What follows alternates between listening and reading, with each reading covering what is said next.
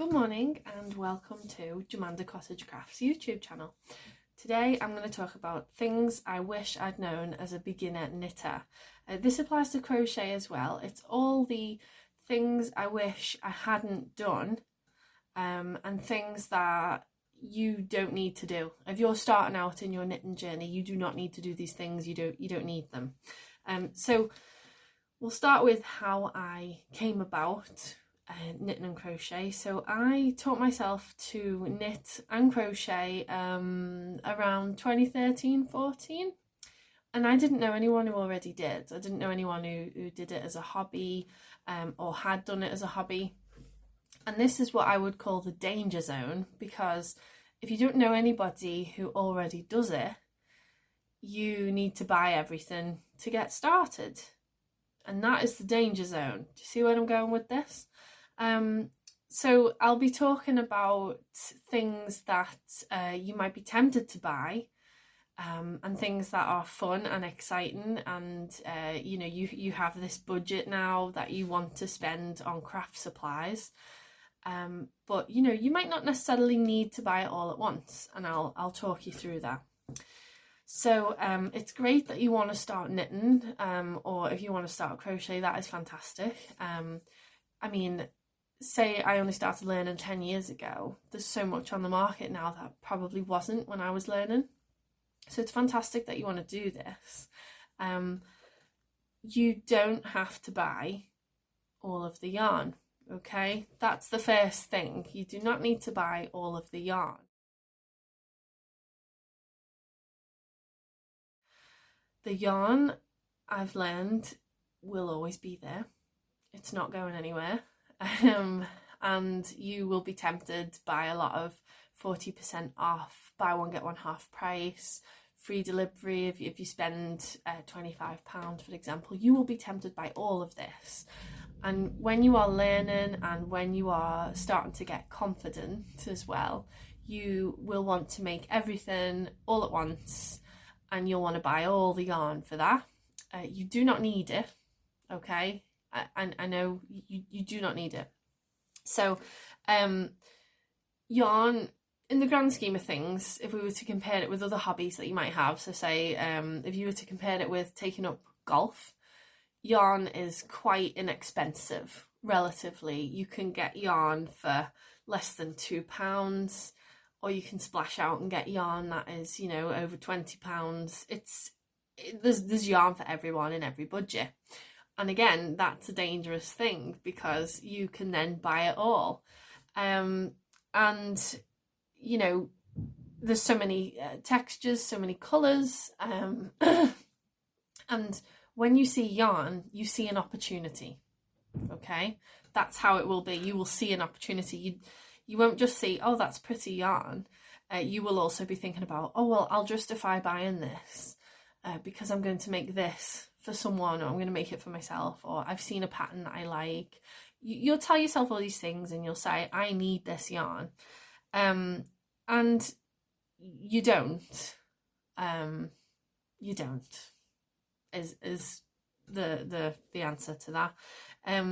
Buying yarn is nice. And coming home with a bag full of new stuff that you can squish and put on a pretty shelf and look at, yes, it's all nice, but quite often buying yarn becomes a hobby in itself, and that's fine if you have a house big enough to store all of that yarn, but it will get out of control eventually. So yeah, you do not need all the yarn. Try and not show restraint, because I don't want you to not enjoy it. Just don't be tempted. It's like, yeah, okay, it's free delivery, it's 40% off, but if you notice, if you see on, say, Lovecrafts, for example, yarn that you like will come around again on sale. This will not be the last sale. If it was a yarn that is being discontinued, fair enough, but most yarn out there, especially the budget yarns and yarns that you might buy large quantities of to make garments, if you are not ready to make that garment right now because you are still working on a scarf or a hat, you do not need to buy it. You don't need to. You can hang on And sure enough, those yarns that are currently 30% off, they will come around again. They will be on sale again in a couple of months. Just buy it when you need it, if you can.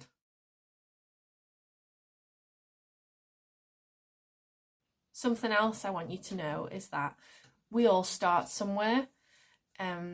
All of us were beginners once. And don't let anybody intimidate you or put you off or tell you that you're doing it wrong. When I started, it was just with a book and some YouTube videos. I didn't really know what I was doing. I was just having fun. Don't be intimidated by, you know, the skills of others. I remember the first time I went to a yarn shop of any description. Now, where I live, we don't really have any local yarn shops. You'd have to drive quite a way to find a chain. But there was once a market stall that I went to, and I just wanted to look at the yarn and buy some because I was just collecting yarn at that point. I hadn't learned what I know now.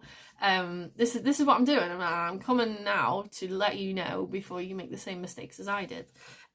So I went to this yarn stall, and it had all the colours, all the yarns you could imagine, and I was just like, wow, you know, what one am I going to pick? Wow. And you know, I just wanted to browse. So the woman behind the counter was sitting there, maybe knitting a blanket or a shawl or something, and she looked so inconvenienced by my presence. I don't think it was her store. I think she was minding it for somebody, but she was so not wanting me to be there. So I'm just hanging around, and I was like, oh, you know, I've just come to look at some yarn. And she's like, what are you working on? Well, nothing at the moment. And I just felt so stupid, you know. And her eyes just, when I said, oh, I don't know yet, they just rolled into the back of her head. And I thought, ugh, I need to get out of this really uncomfortable situation. I've just come here to get inspired, and this isn't very inspiring. So obviously it was all behind it was all on shelves, and I couldn't reach it all, and I couldn't just browse by myself. I had to ask, can I have a look at this one? Can I have a look at that one? And I was already annoying this woman by being there. So I was just like, I'm just going to grab 2 of these and I'm going to go. So I did. But you know, you shouldn't let people put you off like that. Just, you know, just be okay with being a beginner. Be okay with not knowing what you're doing. You know, we all start somewhere. Don't let others intimidate you out of it. And don't let people tell you what to do either. So something else I've noticed is when beginners come on the scene and they're like, oh, I really want to do this. People will say, oh no, you shouldn't. Oh, you don't want to make that. You want to do this. Don't let people tell you how to enjoy your hobby. Don't worry about things not being beginner patterns. Don't worry about, you know, the level. Don't worry about the requirements. Just make what you want to make. If you get it wrong, that's all part of the fun, okay? We all have to learn. We all have to start somewhere. Do not let people put you off. Do not let people tell you what to do. Don't worry if you don't know anything, okay? You know, this is all a learning experience. I'm pleased to report that other people's experiences of local yarn shops are really positive, and you could live somewhere where the owner of a local yarn shop is more than happy to help you get started and will let you explore and will see what you are inspired by and help you choose something that fits what you want to do.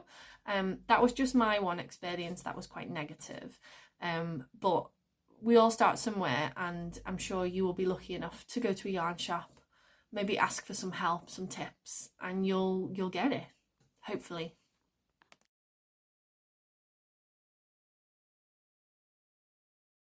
So I don't actually, it depends. So when it comes to levels and patterns, you can put yourself off and you can talk yourself out of it. But you know, you might want to be a knitter who just sticks to the same pattern level for 10 years.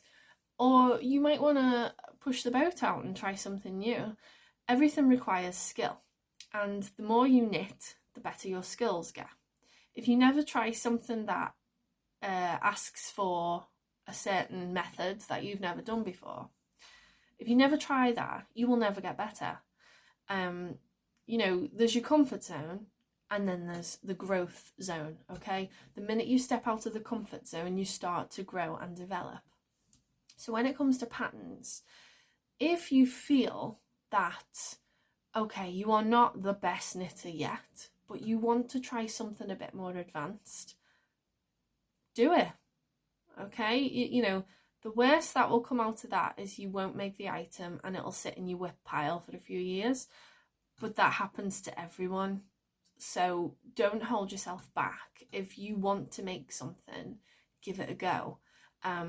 You don't have to, there's no rule, you don't have to stick to beginner patterns for the next 5 years. There will not come a date when you get a certificate to say you are now ready for intermediate patterns. That will never happen. What you do is up to you. You can view yourself as a beginner for as long as you want. You can stretch out and take on advanced patterns if you want to. There are no rules. Just bear in mind that the only difference when it comes to beginners, intermediate, advanced, all that means is that the methods that they use or the techniques they ask you to do might not be something you've come across before. That's all it is. It doesn't mean you're not good enough to make this. It just means there will be elements of this pattern that you might not be familiar with. And that's for you to then take it on, Google it, YouTube some videos, and learn how to do whatever the method is. Do not hold yourself back by pattern levels. And if you really want to try something, just try it. People like to join knit-alongs for that kind of thing, because you can ask the designer or ask other makers how to do things that you're not sure of, and you're all knitting together. So you could try that if you want a bit of a, if you want to do some growth, but you're not quite sure you want to do it on your own. You could join a knit-along, and that'll also help you use up some yarn that you have accidentally collected. Yes, I know.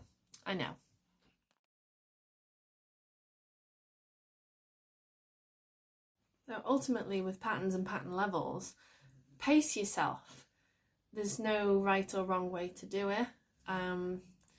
If you use the knitting book, Stitch and Bitch, the Knitter's Handbook, you'll see that Debbie Stoller herself doesn't categorise patterns with beginner, intermediate, advanced. Just knit what you want to knit and look it up, Google it, go to YouTube, go on a learning journey, explore all the different ways you can make what you want to make.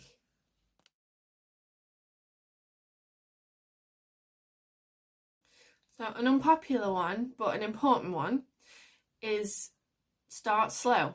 Do a gauge swatch or a tension square. You will want to just get the yarn, get the needles, and immediately get into it.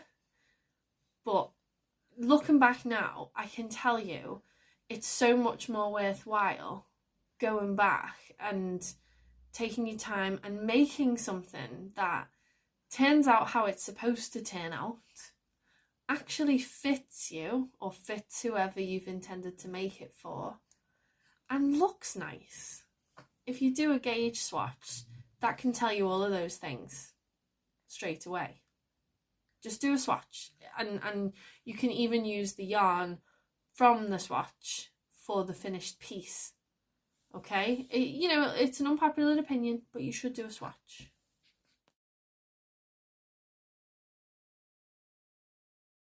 And lastly, this is supposed to be fun. You're a beginner, you're learning, everything is new and exciting. Don't forget to enjoy yourself. Okay? Look forward to it after a long day of work. Make some time for it. If you want to be good at knitting, you have to give it time. Just enjoy it. You're not going to be brilliant after 1 week of knitting, but that's okay. That's not the only reason why you're doing it, okay? Remember, this is fun. This is a hobby. It's for you to enjoy.